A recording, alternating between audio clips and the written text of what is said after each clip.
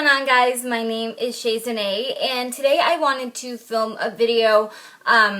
There's been a video floating around YouTube. You may or may not have seen it, but it's called Dear Me, where basically people were making videos like a verbal letter to their younger selves. I hope that makes a little sense. So if I was able to write a letter to myself, let's say at 15 years old, this is what I would tell my 15-year-old self. But for my video, I'm putting a little bit of a twist on it. I'm not going to write to my younger self. I'm writing to my pregnant self. So if you're curious to see what I would tell my pregnant self, because I had so many questions when I was pregnant that I know most of the answers to now, then please keep watching. Okay, so this is my Dear Pregnant Me video letter to myself. So the first thing that I would tell my pregnant self is enjoy it. Enjoy everything about it, because everything that's happening to your body is all because something, or rather someone, is growing inside of you, which is just an incredible thing. I think I honestly have been blessed enough to be born a woman and be able to create children. There is nothing like being able to create a life with your body. But I truly miss being pregnant. I really enjoyed it. I mean, I didn't enjoy the swollen feet, the back pain, always being tired. Those are just little side effects that you gotta deal with, but I really miss it. Looking back on it, I mean, God, I love my child more than anything in the entire world, and I love that she's here, but I can't wait to be pregnant again, because it was just such a incredible feeling. You're just so happy all the time. Well, not all the time, but I felt like an overwhelming sense of calmness when I was pregnant, and I just stopped and smelled the roses. I don't know if it was just because I had more time on my hands because I wasn't working anymore. I don't know. But all I know is that I really miss being pregnant. And if I have any advice to my pregnant self, or to any of you ladies who are pregnant or thinking about getting pregnant, when you are, enjoy every second of it. The second thing I would tell myself is to change your sleeping pattern now. Because if this is your first child, absolutely. If it's your second child, you've already gotten into the habit. My thing was that I'm a night owl. I'm most active at night. So I wouldn't go to bed till maybe 3, 4 in the morning, and then I'd wake up around 10 or 11 and start my day. But if you think about it, if I woke up at 10 and my day didn't end until 4, I had a longer day than most people, even if I got up late. But I didn't change my sleeping pattern until she was here, and it was a nasty wake-up call, literally. I had a really difficult time adjusting, and I feel like I was more irritable than I should have been when I had to get up with her. Granted, she was in a bassinet, so it was really easy to just feed her. And for the first couple of months, she actually slept like right on my chest. Like, her and I slept downstairs on the couch, and she slept right on my chest, and I slept like this, like with my hands like this, holding her. And I wasn't afraid that I was going to drop her. I've been asked this before, but you just feel so secure holding your child that it's like, you know that you're not going to drop them. I don't know. Even if you fall asleep, I always knew that I wasn't going to drop her, and I don't know why, but I had that feeling. But seriously, if you have a bad sleeping pattern like I do, change it, because she's going to be a year old at the end of this month, and she's still waking up early. She's still waking up between, I want to say, 6:30 and 7:30. She rarely wakes up any later than 7:30. So I'm still like, I still want to sleep till 9, but that ain't happening. Okay. Big thing I would highlight in my letter to myself is to be patient. What I mean by being patient is being patient for the baby to come. Now, I went in a week late. The week that I was due, I went to a fair every single day trying to walk her out. I played frisbee, I played basketball. Like I said, I went to those fairs, so I was walking all day, every day, on my poor swollen feet, killing my back, just trying to get her out, because at that point, I was tired of being pregnant. Really, I just wanted to meet my daughter. But the baby is going to come when the baby wants to come. I truly don't believe that you can speed up the labor. Like, I did so much research when I was pregnant. But she still came an hour late even after all the things I did to try to make it come faster. Through your kids, you can do anything. Now let me tell you a quick story. I'm petrified of needles, more specifically syringes. Like sewing needles don't bother me, those types of needles, not like pins, whatever. But syringes that they draw blood with terrify me, even to this day. Now, I had this big thing with giving blood when I was pregnant because they need to check your blood and make sure that the baby's okay. I was horrified. Like, my eyes are watering right now. Every time I talk about giving blood, my anxiety just goes through the roof. But I really need to talk about this with you guys because it was a huge pothole in my pregnancy. So I was mortified to give blood. I didn't want to. I was refusing to. But I always knew that I was going to because I knew it would be the safest thing for my daughter. Literally, I'm like tearing up right now. I don't even know, I'm not upset at all. I just get really bad anxiety every time I talk about blood. I don't know why. But anyway, so we had gone to a clinic. I had been holding off giving blood as long as I could, but I couldn't go to my next appointment at the gyno without giving blood. Mind you, I went into my pregnancy never going to a gyno, never giving blood, never breaking anything. I don't even remember the last time I was in a hospital or even a doctor's office because I haven't gotten a physical in like forever. I think since I was 18. So I went in this totally unprepared, and when it was time to give blood, we went into a clinic. And I was told that I got numerous responses. I had actually posted on my Facebook asking, okay, do people have to take blood from this area? Because I can't. I literally can't. My body will not let me. I know it's all psychological, like physically I can, but I will refuse to ever give blood through the arm. It has to be through the hand. So I was doing so much research on clinics that would do it through the hand, and this one said that they would, so I went there. This is a whole nother story in itself, but I'll just throw it in here if you can skip ahead if you want to skip the story. But basically I went into the clinic, and already the woman at the front desk was super, super rude. I was like, wow, I do not need this right now. I said my anxiety's through the roof. I'm in tears. Like, I was bawling my eyes out before I even walked through those doors. So she was not patient at all. She was just like, whatever, like, you look stupid, you're making a fool of yourself. Like, that's how she was making me feel. So that made things even worse. So the other doctor comes out. There's only 2 women working in the office, one at the desk and one taking blood. So the other woman that was taking the blood comes out, and she was much more sympathetic. She was much more calming, which thank God. So she brought me into the room, and she's like, why don't we just take a look at your veins? I was explaining to her I need it through the hand, and she's like, all right, well, we might not be able to because your veins might be too small. And I'm like, you don't understand. I said, I need it through the... I didn't literally say that, but I was thinking it. So anyway, so they strapped that thing on my arm and took a look at my veins. Now, I have really, really large veins in my arms, so they are ideal for giving blood. And that's what she was trying to tell me. She's like, oh, I'm so experienced, you won't even feel it. I said...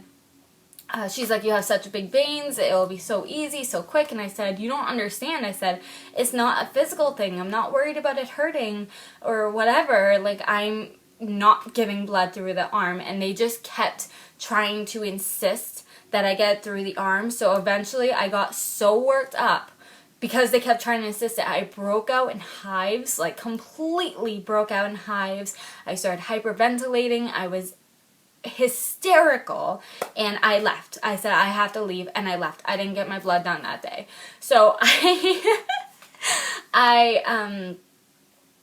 who did I get blood taken from? Oh, so I talked to my mom because she knows that my whole debacle with giving blood, and she's like, well, why don't we go to my doctor? We'll give them a call. They said that they would take it from the hand. Now, this lady was so sweet, but the process to get my blood taken, ready? This isn't gruesome at all, but I had to bring my ultrasound picture it was in a picture frame. I brought my ultrasound picture and I put it on a table right across from where I was sitting. Literally, I had to look.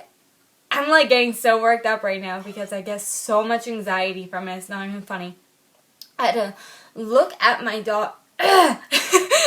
I'm so sorry. sorry. I didn't mean for this to be a crying video at all. It's just the whole giving blood thing. I wasn't kidding. I just feel like, you see my hands, like they're just moving everywhere. I just have so much anxiety. So I was looking at my daughter's ultrasound and reminding myself that that this was for her and not for me, and that I needed to do it for her health's sake.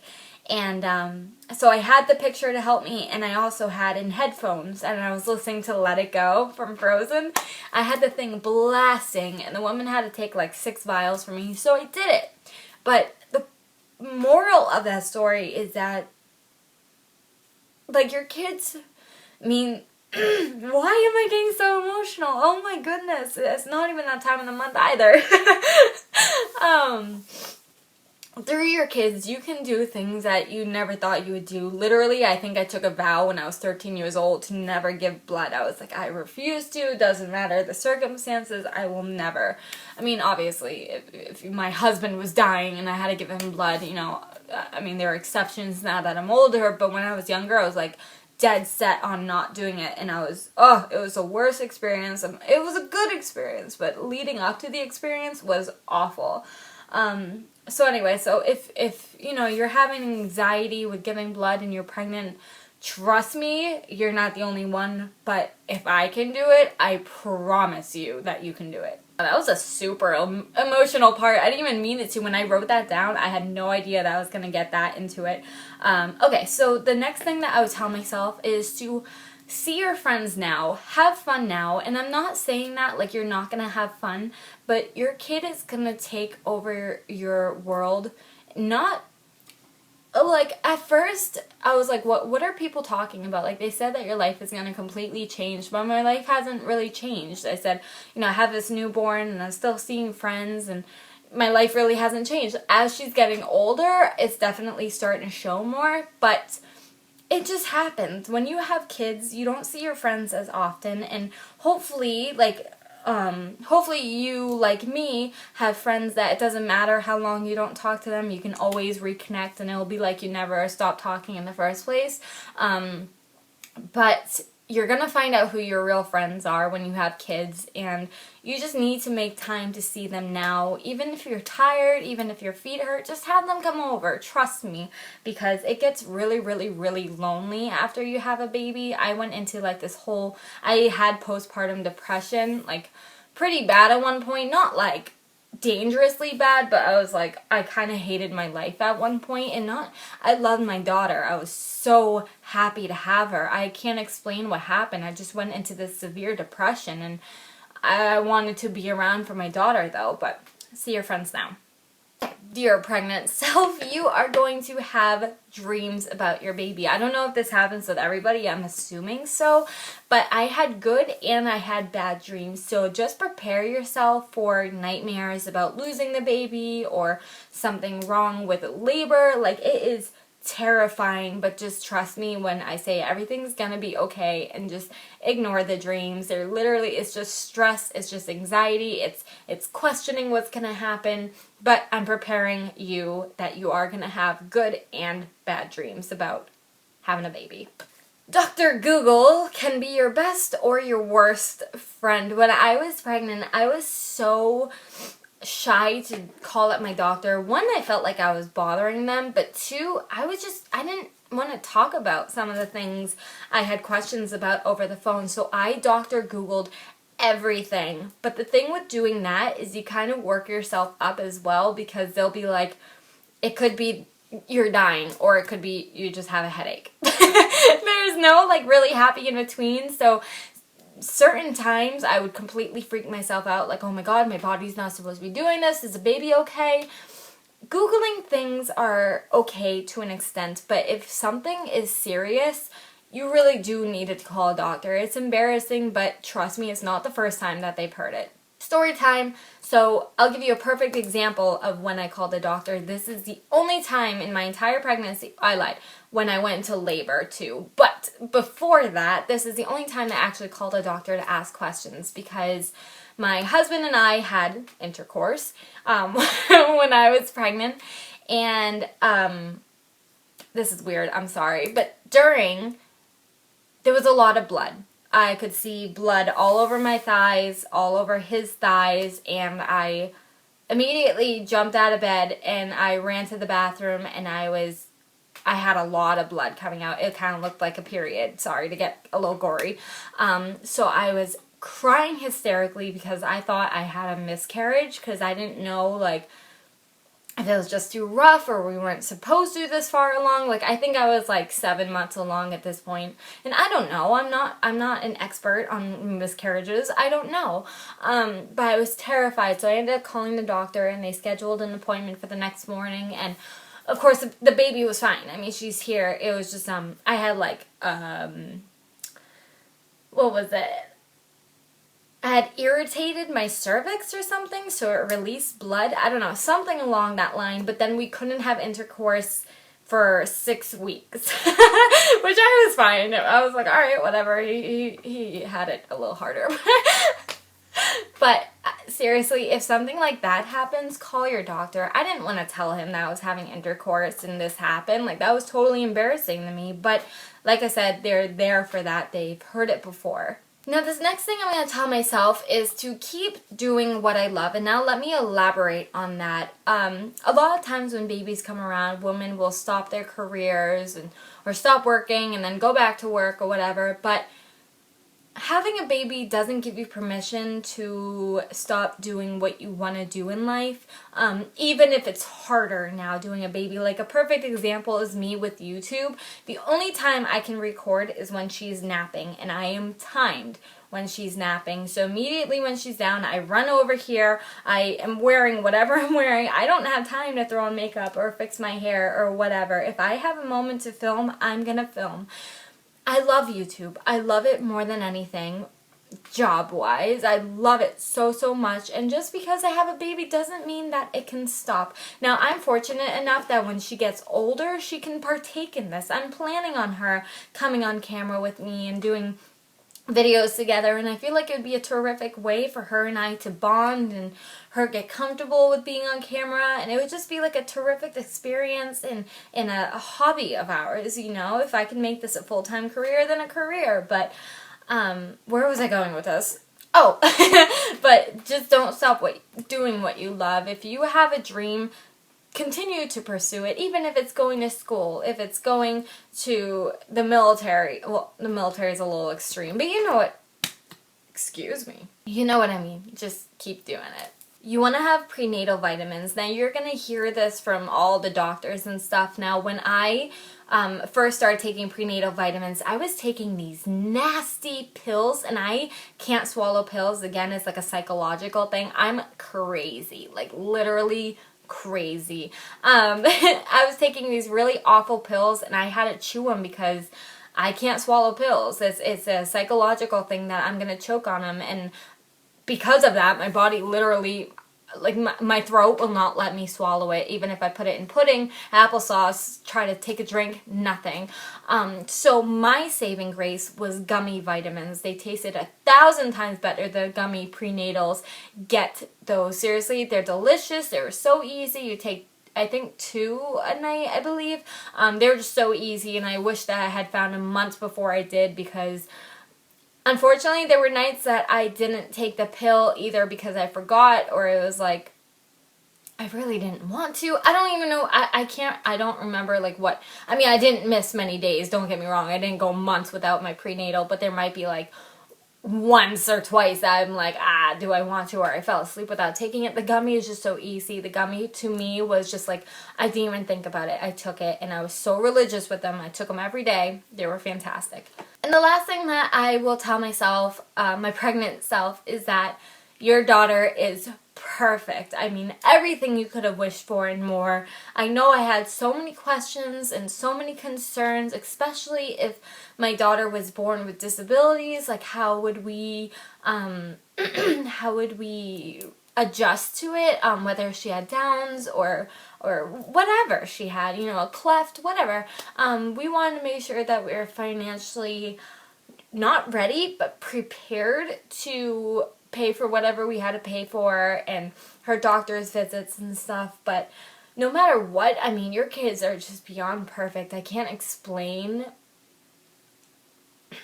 I don't know, I can't explain it. If you're a mom, you probably know what I'm talking about when you say that your kid's perfect and they're all you ever talk about, and you probably annoy 1,000 people by doing that, but there's this overwhelming sense of love that you have for your kid that I have never experienced for a human being. Like, I love my husband to death, but I never pushed him out of my body. That'd be a little weird.